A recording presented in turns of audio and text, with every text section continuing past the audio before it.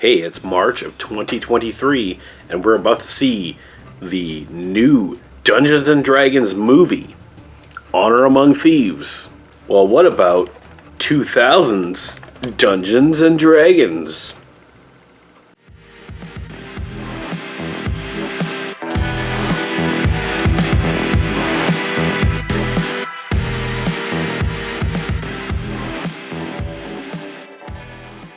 This is the Dungeons and Dragons movie that came out in the year 2000.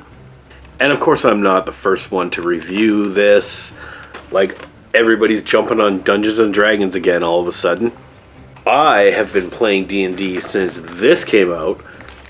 I have it in a plastic protector because it's like valuable, eh? I've been playing Dungeons and Dragons since about 1980, 81, something like that. I was like 9, 10 years old when I first got interested in this. I mean, I've always been into Dungeons and Dragons. So yeah, D&D is hot right now. But was it really that hot in 2000? Well, this movie ain't that hot, I'll tell you that. It's not terrible. Let's get that out of the way. This is not going to get an F. Lots of people would give this an F. Not me. I appreciate it for what it is. It was an attempt to bring Dungeons and Dragons to the mainstream. Didn't work. There's a lot of problems with this movie. Probably because of budget. They couldn't do everything that they wanted to do with this. I think they blew too much money getting Jeremy Irons to be in this movie to be able to put the rest of the budget into like special effects or other actors. Because Jeremy Irons is the bright spot in this movie. He's not the main character, but he is the main villain. Jeremy Irons is Profion. He's evil sorcerer that wants to create or possess the rod of controlling red dragons, which he eventually does by the end. But he is evil AF. He is so evil. Oh my god. And he is so overacting in this that it's the best part of this whole movie because he is super entertaining. The other characters, however, the ones that we have to look at for 90% of this movie, they ain't that good. You get your main character, Ridley, and the female lead that accompanies him, her name in the movie anyway, is Marina. Ridley's a thief. She's a magic user. Because I had to quote all those D&D terms. Magic user, dwarf, goblin, elf, hold person. You know, they had to quote all that stuff in there. This is a super cheesy movie. So Hollywood by the book.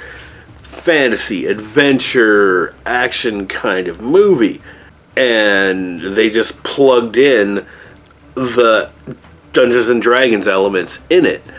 Like, I know I'm supposed to be talking about the actors here, but, you know, I had to get that out of the way.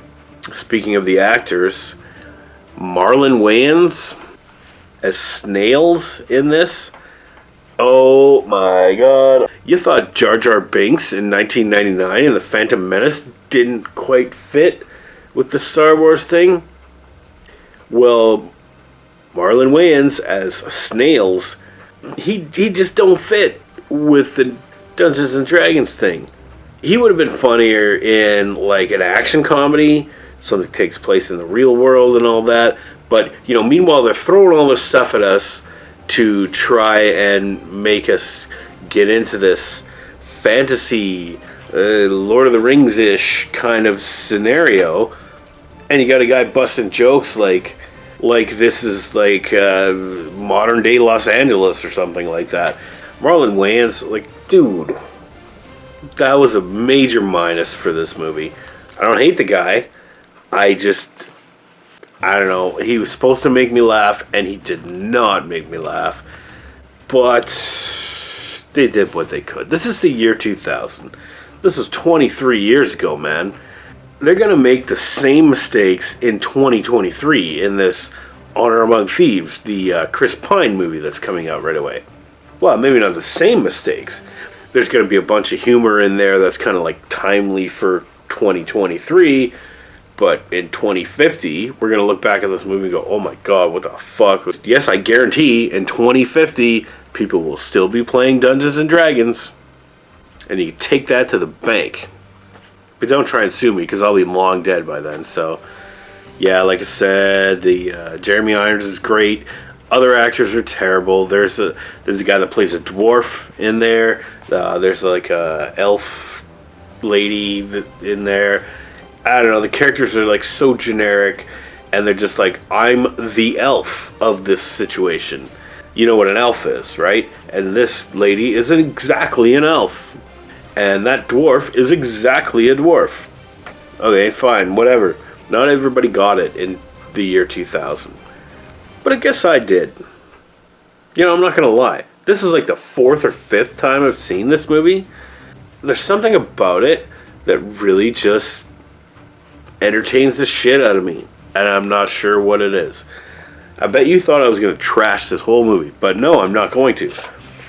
Actually, as a matter of fact, I enjoyed this, ironically, mostly, because it's so stupid, and there's so much stuff in here that, it makes sense in the context of the story, but it's just so ridiculous. Or the way the characters are playing it, just is so unconvincing. And getting back to actors, unconvincing. How about Thora Birch as the Empress of the free land of whatever? Oh my god, she's so terrible in this. She is like, is she reading a cue card off screen? Or did she just forget her lines? Like, I realize this is a young actress. And coming off of American Beauty, you know, highly successful, highly critically acclaimed movie, and you're in the Dungeons and Dragons movie. Obviously, this girl's never played Dungeons and Dragons before. You dropped the ball on this one. There's a lot of things that I really liked about this. The special effects are not one of them, because they're awful in here. We do get, like, dragons here and there, and the dragons look stupid, and they don't look really threatening at all. You get a beholder in here, and the beholder looks kind of dumb. It actually looked cooler in, well, it wasn't really a beholder, but it actually looked cooler in Big Trouble in Little China. You know, the floating eyeball thing. Special effects are kind of bad. But the music isn't terrible. The storyline is not terrible either, because, well, it's not great, but it does play out very much like a Dungeons and Dragons adventure would. And I like that about it. I like the fact that they tried to get Dungeons and Dragons to the general public. And I admire the fact that they're going to try and do it again in 2023. It's a fantastic game. It's a fun hobby. Well, yeah, it stays true enough to the game. It's poorly executed, but that just makes it even funnier.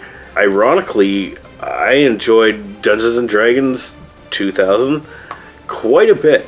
So I'm actually giving Dungeons and Dragons a B-. Yeah, okay, it is a bad movie, but it's bad in just the way that I like. It references something that I'm familiar with. I'm not going to complain about, it crapped on the legacy of Dungeons and Dragons. Who cares? It was a dumb Hollywood movie that kind of at least tried to connect with me in some way, because I like Dungeons and Dragons. So B-.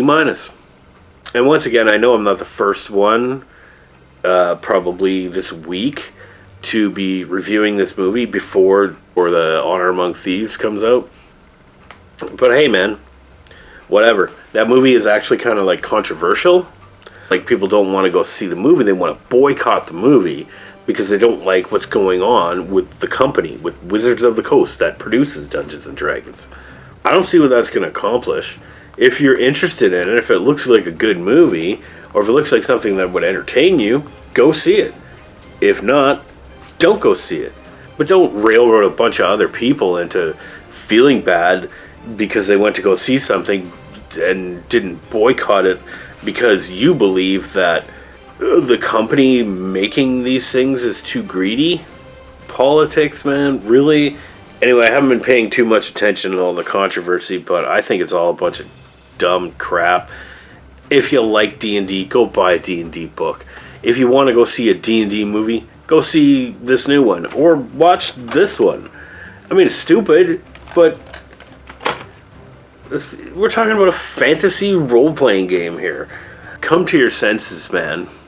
It ain't real life.